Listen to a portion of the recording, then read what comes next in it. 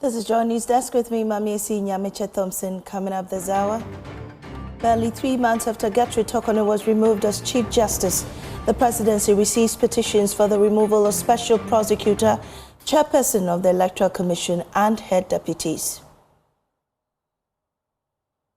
Also, stakeholders worried about mass failure in English, maths and science following the release of the 2025 WASSCE results. In the lineup, a state housing company bemoans non-payment of arrears by customers. We also have an interview with the new president of the Ghana Union of Traders Association.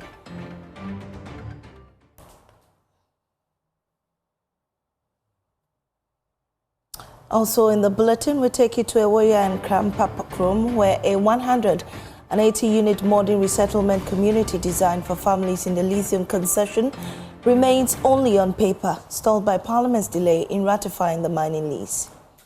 There's business updates on our desk. Don't go away.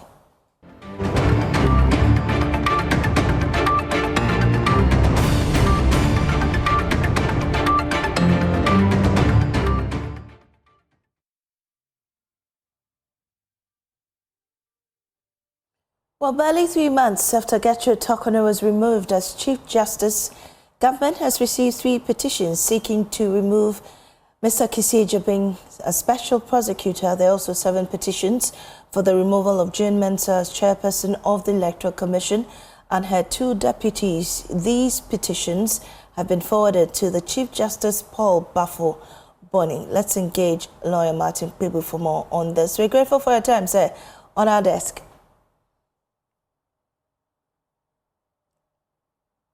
Unfortunately, we have lost Mr. Martin Pibu, but we'll come back to the story as soon as we get him. Let's go to the West African Examination Council, which is saying it is worried about a surge in the outright failure rate across all 4 core subjects in this year's West African Senior School Certificate Examination, WASSCE.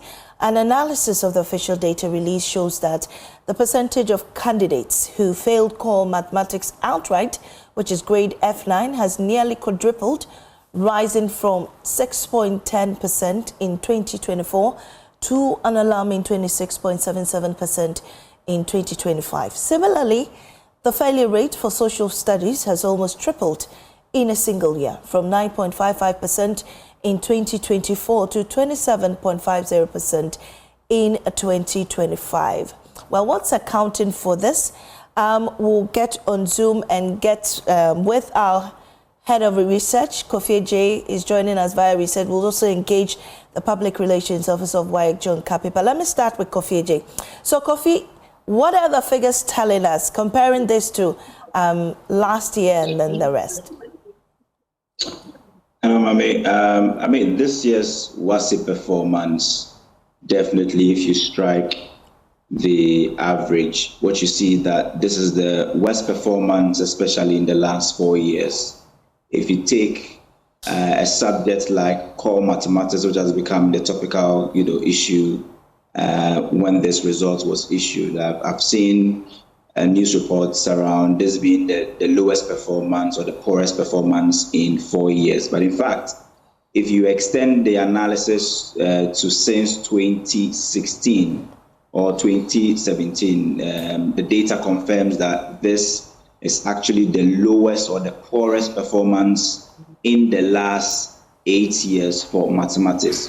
If you look at social studies, for instance, it's actually the lowest in the last 9 years, where just about 55.82% were able to obtain A1 to 6s. The A1 to 6s grade for social studies. But the more troubling one is core mathematics and also integrated science, which are all below 60%. Amongst all the core subjects, the only subject that was able to record above 60 or 60 and above was English. 69%, but maths remains below 50%. Integrated science below 60%, and social studies, which the average used to be around 70% in the last 4 years, has now dropped to about 55.82%, Mamisi. Okay, so Kofi, with this, thank you very much for the figures. Let me go to John Kapi for more on this. Mr. Kapi, we're grateful for your time. Really, someone will ask, what exactly is wrong? Because is it that you're not setting questions within the curriculum that these students are learning from, or what is it exactly? Good morning and thanks for having me. Basically, we ourselves are looking at what could have resulted in this recorded this year. We have over the period or over the years, I mean, our way of working has been simply to engage people who are experts in these subject areas. They would probably give us the questions. We'll take a look at them. We do what we call trial testing. We also have moderatory meetings where we sit with subject experts who look at the questions and see whether indeed they are within the the level of the candidates that we are going to examine. So I would say that on our part, as far as the test blueprint is concerned, and also the syllabus are concerned, we have tried to. We have remained, in fact, not that we've tried, but we always remain within the dictates of these two elements that we use in setting our questions. And so I would say that we have quite a bit stuck to what the syllabuses require and what our experts have told us are suitable for testing the candidates. So should this results be a reflection of learning outcomes, or is it an issue of lapses in the examination process? We really want to understand.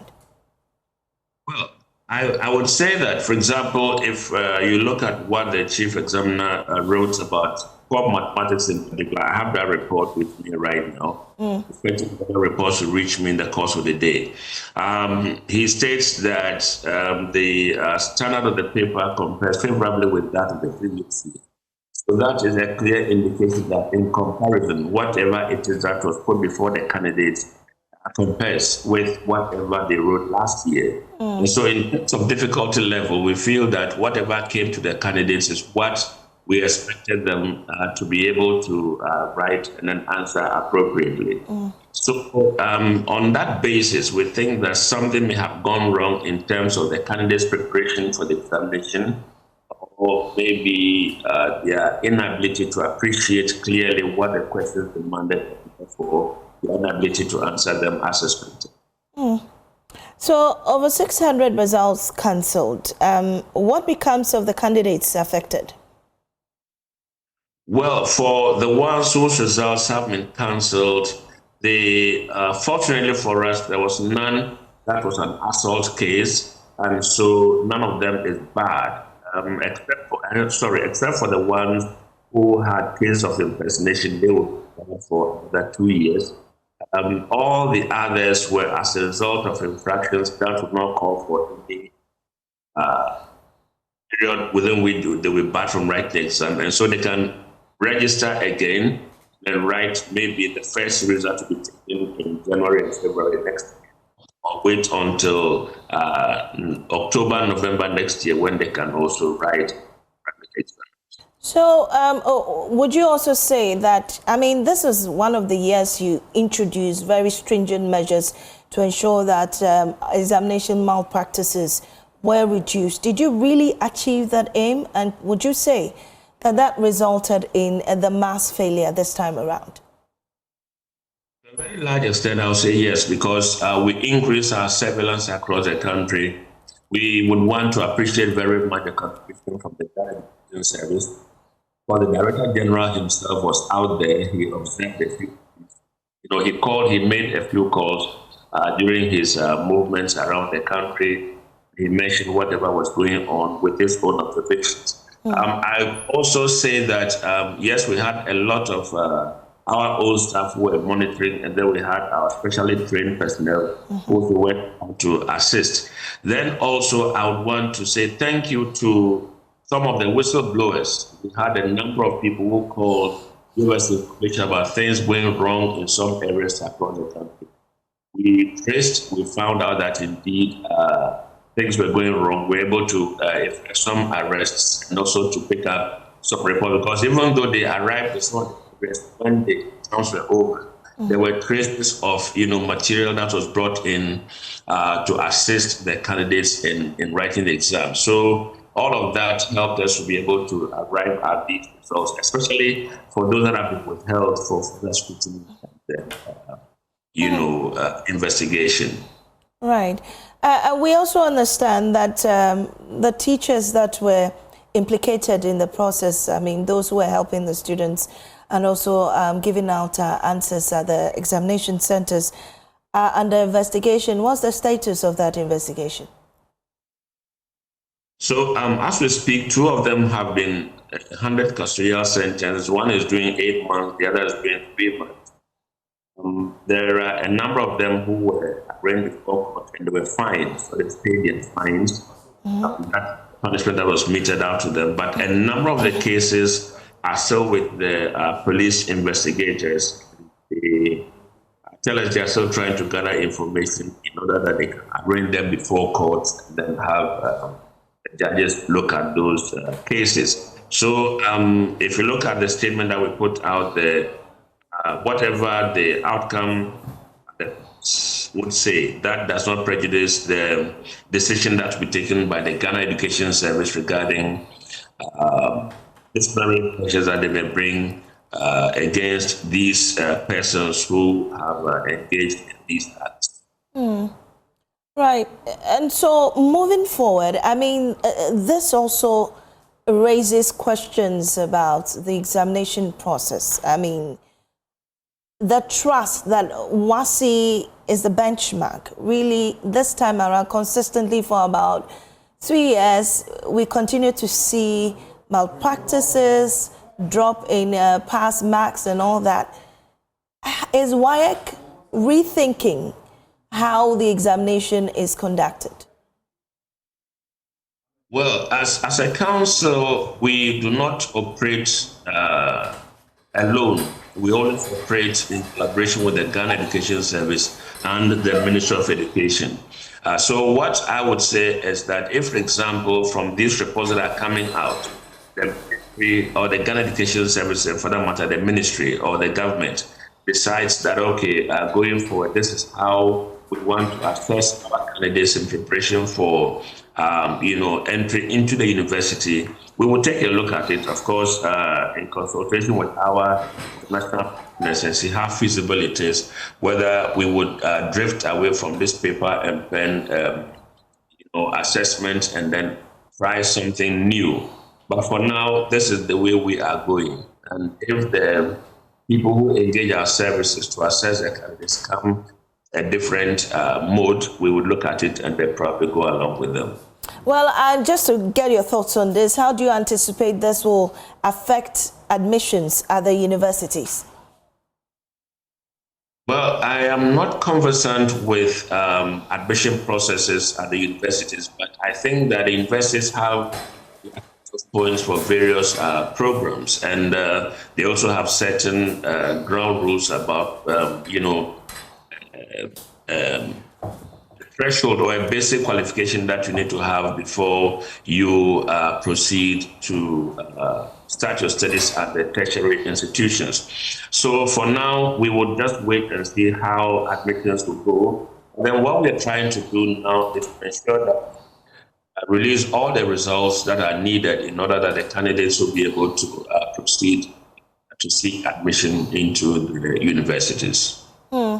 Thank you very much, Mr. Kapi, for joining us this morning. He's Head of Public Affairs at WAEC, giving us updates on the examination results on the WASSCE 2025. Well, moving on, barely 3 months after Gertrude Tokonu was removed as Chief Justice, government has received 3 petitions seeking to remove Mr. Kisié Jabing as Special Prosecutor. There are also 7 petitions for the removal of Jane Mensah as Chairperson of the Electoral Commission, together with her 2 deputies. And these petitions have been forwarded to Chief Justice Paul Bafoboni. And thankfully, we have lawyer Martin Pebu on the line with us. We're grateful for your time, sir. I know you're very busy this morning, but thanks all the same for joining us. And really, I'm curious, are you behind the petition for the removal of the SP?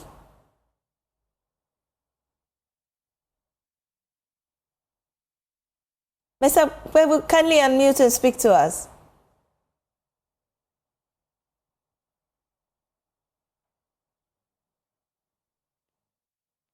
Hello? Great, I can hear you now. Yes, okay. So, Manesi, Yes. I'm saying I'm not behind those petitions. Okay. But what I'm doing is that I'm preparing mine. I'll file mine later by Wednesday. Yeah, so there's going to be another petition. Yeah, because I have some grounds. I believe my grounds will be different. If they happen to be the same, well, the cases may be consolidated.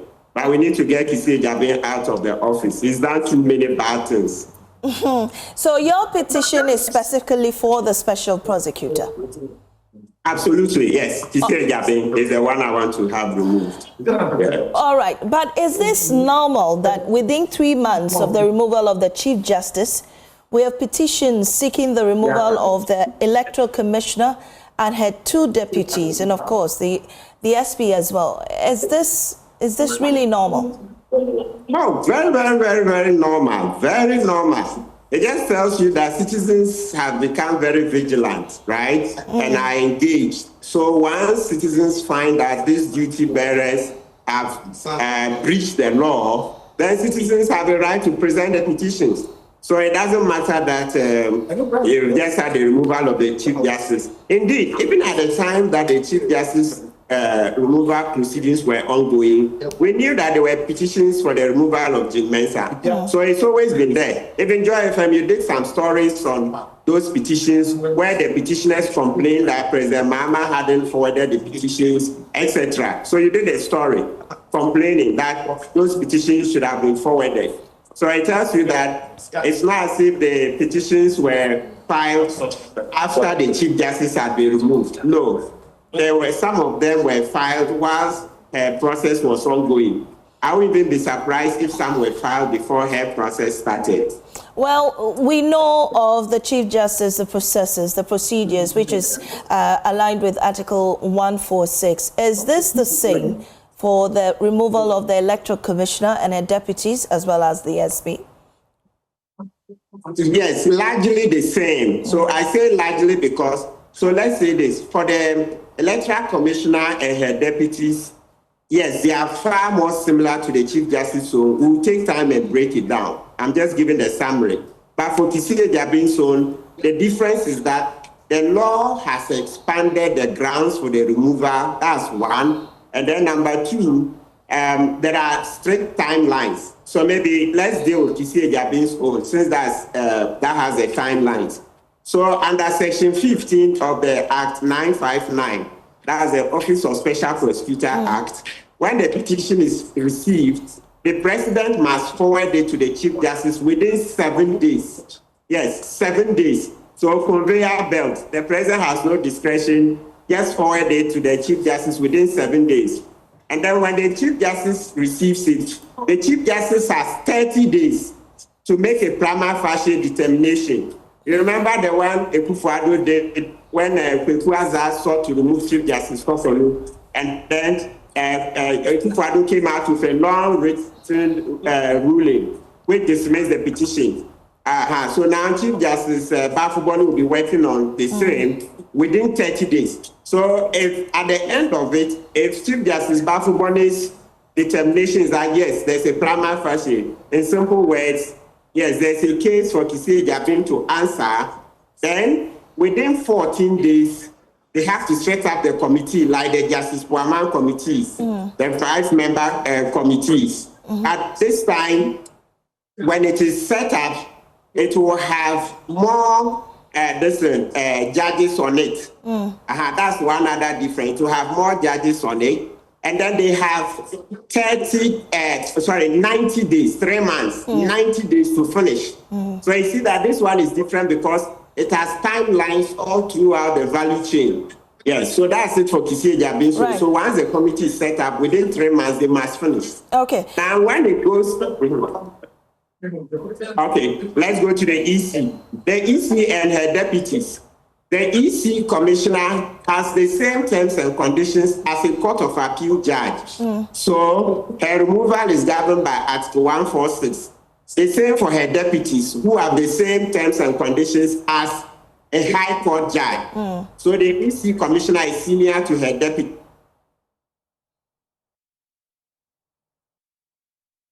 We seem to have lost Martin People, who was trying to explain the procedure for the removal of the electoral chair and also her deputies. There are no timelines. Right. Okay. Can you hear me? I can hear you now, but very briefly, Martins, for sake of time, what will be a very strong evidence that can survive the petition or the procedure that will be taken through? I mean, for the electoral commissioner, her deputies, as well as the SB. Yes, so there's one common ground.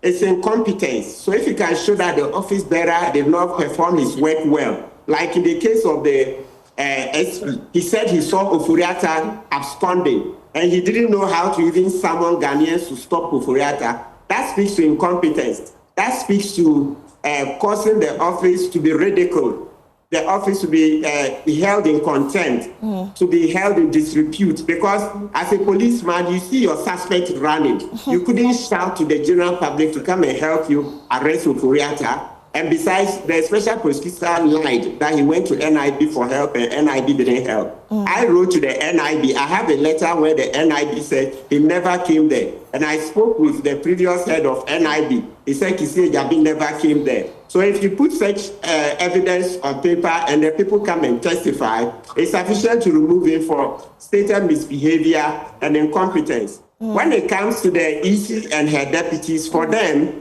the grounds are narrower. One, incompetence, okay? Yes, so it says that there must be incompetence. Then number two, stated misbehavior. Then number three, ill health, infirmity of mind and body. So the EC one, they have to show the incompetent work that was done or any other stated misbehavior. I understand there are issues of procurement breaches, etc. I don't know if those made them into the petition. Well, under the law, we are not to discuss the contents of the petition. So I'll hold my fire. All right. Thank you very much, Martin. We'll definitely follow up and get much details on these petitions. Thank you for your time. You're welcome. Now, the Ghana Union of Traders Association has a new president. Clement Boateng has taken over from Joseph Obeng. He's here for a conversation with me. You're grateful for joining us in the studio. Welcome. How does it feel in your new position? Yeah, good morning and thank you for having me. Well, it's a position that I cherish. I think I will taking over from my predecessor, Dr. Joseph Obeng, who performed creditably, and I must make sure that where he left Guta, I'll be able, to continue. And then make sure that the welfare of the Ghanaian trader is taken into consideration. The seat you occupy is quite a hot one because you're almost always caught up in issues with, local businesses pushing their grievances forward and ensuring that they have a fair and equitable, playing field, especially in the era where we have foreign retailers taking up this space. How are you intending to, treat or adjust to this kind of atmosphere in your new role? Yes, like you rightly said, the seat is a very, very hot seat. I can tell you, Guta receives an average of 3 letters a day, either coming from public organization or private organization or an engagement. And so the seat is very, very hot seat. Yes, regarding foreigners in retail trade, this has been an issue that Guta has fought for so many years. And I can say with authority that without Guta's involvement, the whole retail sector would have been taken over completely by foreigners. Even for all the fights that we have fought, they are still occupying a sizable place as far as retail business are concerned, and we are not relenting on our efforts. As I've taken over the seat, I am going to continue the fight. Even before I took over as the first vice president, we had some engagement with the new chief executive of Ghana Investment Promotion Authority, and at our last Congress that the election were held just last week, he was even there. After the Congress, I had an engagement with him, and then we intend, to proceed from where we left.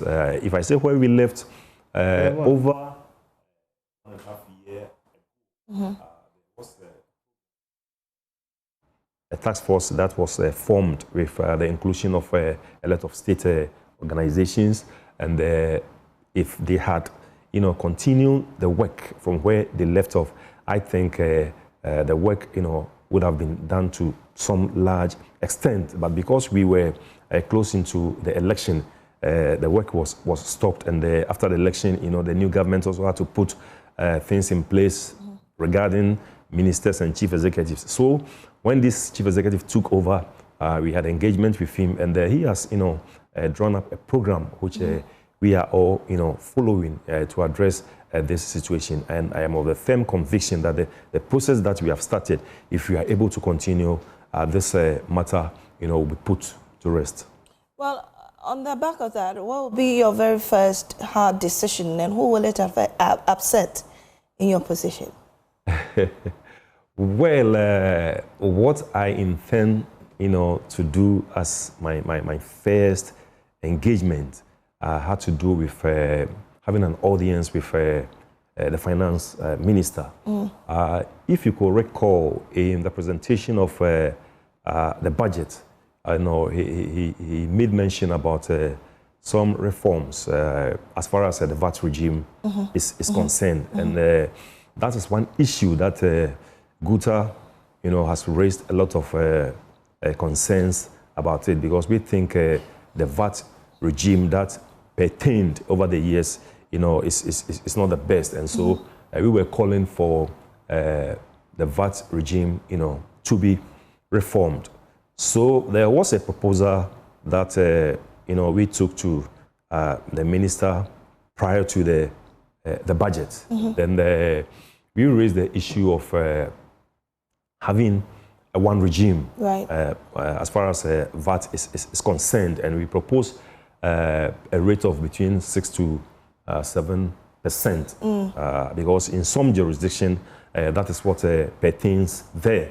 But looking at the budget that the minister read, they have rather increased the VAT to 20%, because he said the previous regime was about 21%. If you add the GET fund of 2.5, the national health insurance of 2.5, and so the COVID levy of 1%, which makes about 6%, to the original regime of 15%, it gives you up to about 21%.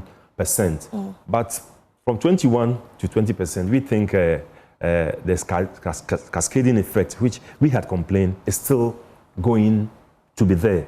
And this is in addition to those bringing in items, port charges and all of that. Yes. And then he said they were also going to introduce a new tax system that we called new modified tax system, which they are going to bring a threshold of between 200 and 750,000. So if your threshold or your annual turnover is between 200 and 750,000, then you will not be charging the 20% rate, but you will be in the new modified system. We have made a calculation, and we think if that is going to be the case, then all Guta members are going to be charging the standard rate of 20%, which we think is not fair, and is still going to be the cascading effect. So my immediate priority is to engage, the minister, and then see how best recall. Have you made moves already? Yes, I have had some chat with him, and he has promised to meet us somewhere within this week. So if we are able to meet him, we will articulate, our grievances and see how best it could be addressed. Another issue also had to do with the introduction of AI at the port, right. Because government thinks there are a lot of leakages at the port, and government is not getting its right revenue. We are not opposing the introduction of the AI because we know it is going to facilitate trade and then also facilitate clearance of goods. But what we are saying is before the introduction of the AI, government promised to rationalize the duties at the port. Right. And so therefore, if there is going to be an introduction of the AI, then government must first, complete the implementation of the rationalization of the duties before the introduction of the AI. Because we think currently ICOMS is at the port. ICOMS is providing, the platform, for GRA to come out with its needed duties. So ICOMS is not doing bad, but if you want to enhance, a government's revenue, we think the rationalization of the duties, must come into effect before the AI is implemented at the ports. Right. And just before I let you go, my last question to you. From a year from now, how do you think traders will assess your performance? Yes, I'm sure traders will have something better to say about me because I will also, I'm going to, improve on what do we say? Capacity building.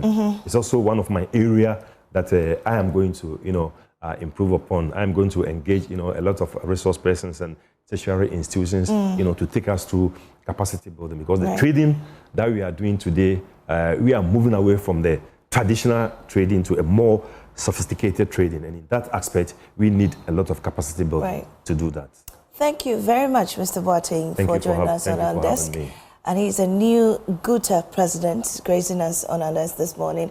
This is Joy News Desk. We'll return after this break.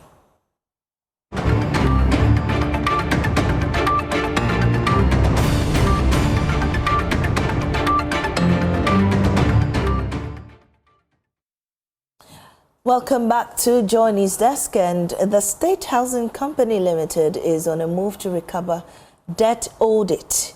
Authorities say the non-payment of these debts is hampering smooth operations. And we've been joined by William Kalechi. He's head of finance, State Housing Company. William, you're welcome to our desk. Thank you. And good to have you. First of all, who owes you and how much? Okay, so we have customers who owe us for ground rent. We have people who owe us for lease renewals. We have people who owe us for regularization. Regularization here, I mean, some people have encroached on our properties. And then when our task force goes on the ground, when they go and see them, they have to come and regularize their documentation with us. And then people also come for consent to mortgage. They want to use their facility for loan or to mortgage or consent to gift.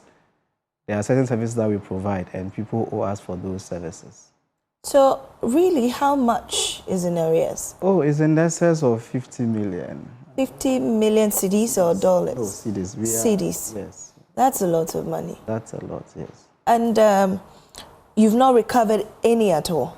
No, I mean, collection is a continuous process. So it's not like we've not recovered at all. We continue to recover our indebtedness from people every day.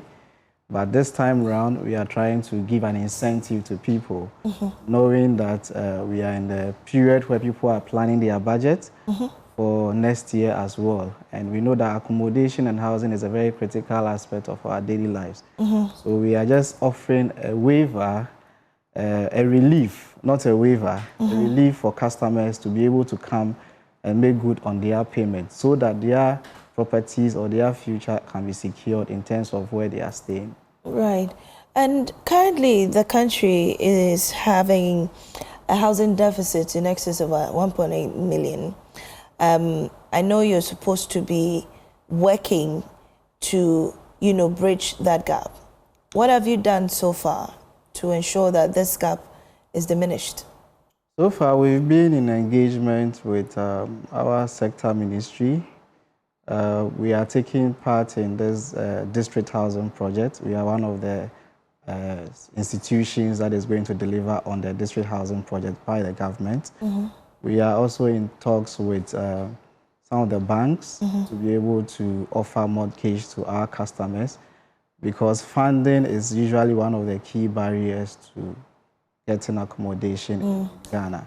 And so those are the things that we are doing. At the institutional level, we continue to engage some institutions in the civil service who want to provide accommodation for their staff as well. And so those are the things that we are doing. In the past, if you look at the delivery of housing, looking at 1.8 million and doing just about 100 houses a year, 150 houses a year, it's very, very insignificant. And so if you've listened to my MD over the last month, we have a strategic plan to be able to deliver at least 3,000 housing units in the next 3 years through these partnerships that we are working on. The Saglemi housing project intended to provide about 5,000 housing units. That project has stalled from government to government. Are there plans to revive it and complete it this year? That's to say about already about $200 million has been sunk into it. Yes. What's happening to that project? On that project, state housing is not directly involved in that project, and so I believe the government is working on that aspect to be able to see how best it can be occupied as soon as possible. But when it comes to state housing, we are involved currently in the affordable housing project at WASSCE, where there are some issues that the ministry is trying to deal with in terms of providing horizontal infrastructure, that is drainage and the road network and all that. That is supposed to deliver about 1,600 units. That is what state housing, my MD and the board are actively working on to see to fruition. Yeah. Well, the cost of housing, which has always been a headache, especially for average workers, maybe earning between the salary ranges of about 1,000, 3,000 Ghana cedis. For somebody like that, in that bracket, how can the person easily own a house from the state housing company? Okay, so as I said, WASSCE affordable housing project, the initial pricing, it's in the scope of, I think, over 400,000 cedis thereabouts. And for that, people with that income bracket will be able to afford. And there's this also notion that once you have you don't need to know anybody in state housing to be able to own property right, with us. We have our properties displayed all over social media. Once you walk in, we'll be able to serve you. Currently, we have development ongoing at Amrahia, what we call it Surge Homes. It's made up of detached houses, 2-bedroom, 3-bedroom. We also have apartments in Adenta, 2-bedroom, going for 750,000 Ghana cedis, 3-bedroom, going for 850,000 Ghana cedis.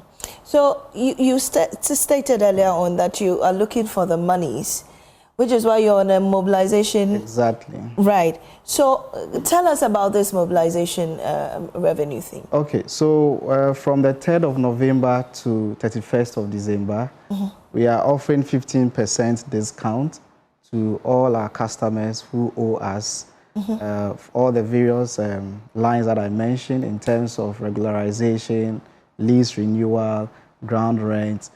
We are offering a 15% discount to them once they make full payment. So if you owe me 10,000 and you want to make payment for the full 10,000, right, we are ready to waive off the 1,500 for you. Why are you waiving off when you need the money? I'm curious. Yes, so it is a strategic way to get the money. To get the money, yes. And you're giving some away. It's not a giveaway. It's not a giveaway. It's part of our normal cash Is it that the credit people management policy. Yeah. Who owe these monies are unable to afford their debts? Oh, they are able to afford. They are able to afford, but sometimes you look at the cost of funds. So they are holding on to your money. We need money to reinvest into our ongoing projects. Right. And so this is like a win-win situation where we are offering customers that, okay, come and make payment, and then we will give you some discount that you can access. So for those who are not able to pay immediately, are they able any flexible terms for this? Yes, we have flexible terms, only that they will not enjoy the 15% discount. But we have flexible payment terms for our customers. Okay. People have between 1 month, 2 years, even 5 years payment plans with us. So this 15% discount window is within which this month of December? It started from the 3rd of November, 2025, and it's ending on 31st December, 2025. Okay. So after this month, that 15% window is closed. Yes. Right. Any last words before I let you off? Okay, so I'll just encourage all our customers to come and take advantage of this opportunity that we have given. We have 30 days. Today is 1st of December, so we have 30 days to go. So 30 people more are days. already taking advantage of it. And so they should visit any SAT office across the country. We have offices in Tamale, we have office in Seshiri also, we have office in Cape Coast, in Kumasi, and then in Accra, we can be found adjacent to the STC yard or the Accra Digital Center. Okay. Walk in, and then you'll be able to make payments. If you also want to pay online, we have a short code, *422, *442, *1#, and the merchant code is 242. Thank you very much, Mr. Kaleji, for joining us on our decks, and he's from the State Housing Company. Now, a 180-unit modern housing project designed to resettle the people of Ewoya and Krampa Krom remains on paper, stalled by Parliament's delay in ratifying Ghana's first lithium mining lease. For 2 years, residents have lived under a stop work order, unable to build, cultivate new lands or plan their futures, while the fully designed new township, complete with homes, schools and social amenities, sits untouched. Emmanuel Chivenu reports. Abba Yamiati cooks on the clay stove in the middle of her compound, something she has done for years. 2 years ago, officials came and measured everything she owned, her rooms, farmlands, and placed a moratorium on all new developments in Krampa Krom. Dakuya wahana wabachacho yedanu. Wabachacho yedanu de wobochi. Na wadi dam weyin wachacho yedanu. Na waba ufie na mwebu ewudan. Na wesusu dan kasi. Na wesusu land no danu. Bibi owomia na wetwe. Na echi wakwale. Obleye pipa. Je odan ni man wetwe no wadi pipa bleye. Na echi wasan so waba na abem denoso ya do pole nze wa mu ansun pole sun eka so ba no wesusun na wa mo pipa. Abba fears any new development she undertakes could be destroyed or excluded from compensation.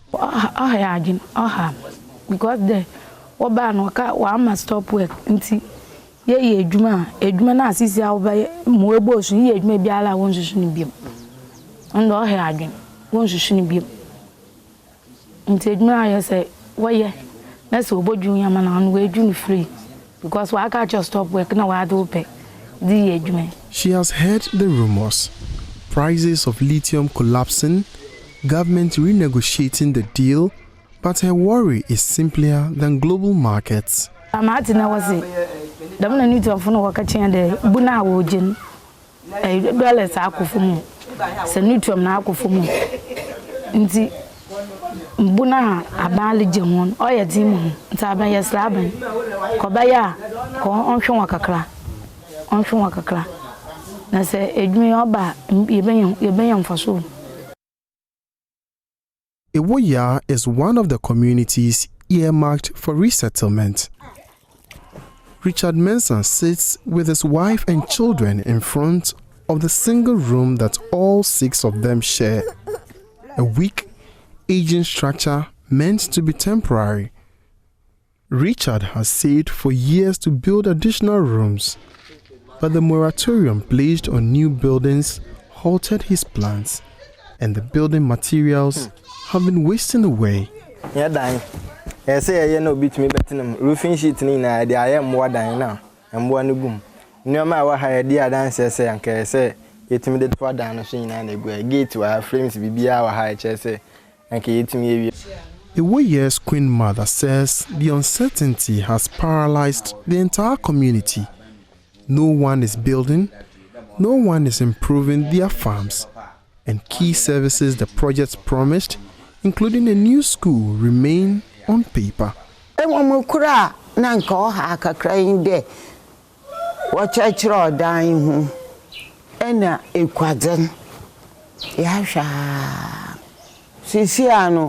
Medanya mejai ahabanya osa me do koma anim no nyina mejai nti ahame ti ahwa kakra na de a eha yan se ye besre aban onsan paper no man na ni ahom beye no eno ani ahwe yi. At Ewoya's improvised community school, Teacher Esther says children here can only attend school up to class 3. After that, they walk several kilometers in their quest to quench the academic thirst. Because of this walking, the performance of the students here are very poor. It's very poor because you see they are tired. They walk this long distance journey to school and come back. When they come, they go to bush. So they don't get time to learn and study. So their performance is very low.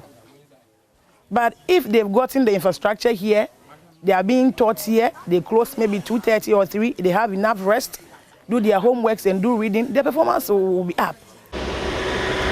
She recalls a child who was nearly hit by a car on the main road 2 weeks ago, one of the dangers of the long daily commute. A girl she was almost knocked down by a car, because where she was trying to cross to go to school from this very village. So something has to be done. Meanwhile, the resettlement plan meant to move Ewoya and Krampakrom into a modern community has been fully designed and approved, but cannot begin. The new township covers 29.5 hectares with 180 housing plots, a preschool, a market and a commercial center, a health facility zone, a sports field, a chief's palace and place of worship, light industrial area, surfaced and unsurfaced internal roads.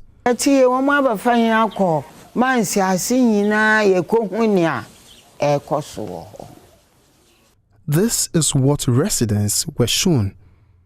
This was what they were prepared for. But the entire plan depends on Parliament ratifying the mining lease. We took advantage of, at the time, the high lithium prices of 3,000 to, for example, move beyond the... For residents like Abba, these national debates feel distant. What she lives every day is the paralysis.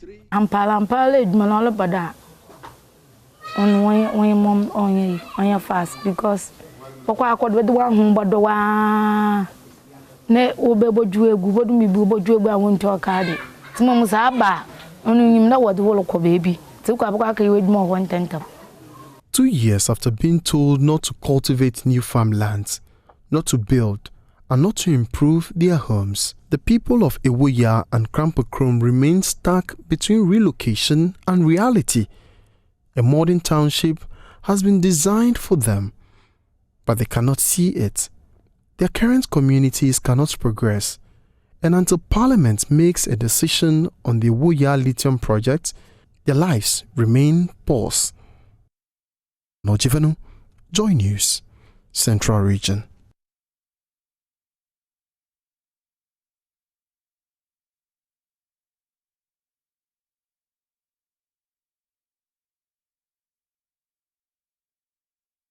And on that aware note, we bring Joy News Next today to an end. I am Amici Nyamiche Thompson. Thanks for your company.